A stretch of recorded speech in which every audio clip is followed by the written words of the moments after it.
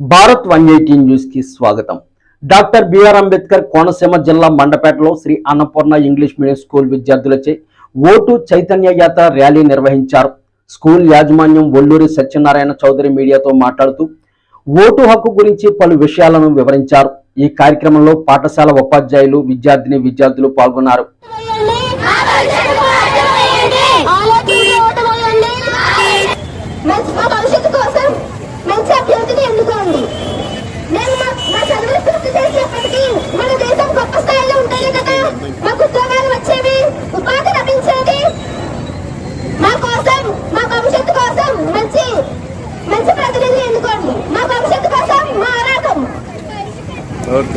మనకి ఎలక్షన్ రాబోతున్నాయి.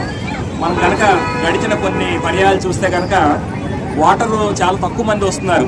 మరి ఒక 85% 90% దాకా రావాల్సింది ఒక 60-70% మధ్యలోనే ఉండిపోతుంది. అంటే చాలా మంది ఓటింగ్ మీద ఆసక్తి చూపించట్లా.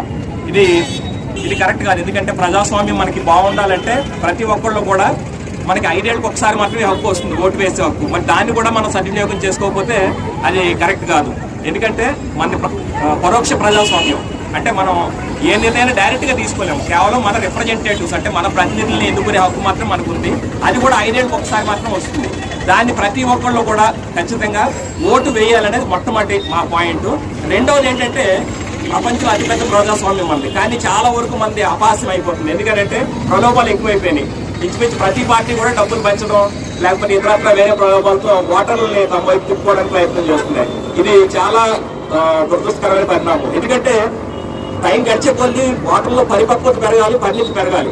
ఒకప్పుడు ఓటర్లు చాలా మందికి చదువు లేదు, అయినప్పటికీ వాళ్ళు ఎంతో పరిణితితో ఓటు వేసేవాళ్ళు. ఇప్పుడు చదువుకున్నప్పుడు కూడా అనేక మంది ఓటర్లు ఏం చేస్తున్నారంటే ఎవరు డబ్బులు ఇస్తే వాళ్ళకి ఓటేస్తాం అన్న ధోరణి తయారైంది. ఇది చాలా దారుణం. ఎందుకంటే ప్రజాస్వామ్యానికి పట్టుకోవడం ఏంటంటే ఈ ఓటింగ్ ఎలక్షన్ అది కరెక్ట్ గా జరగాలి.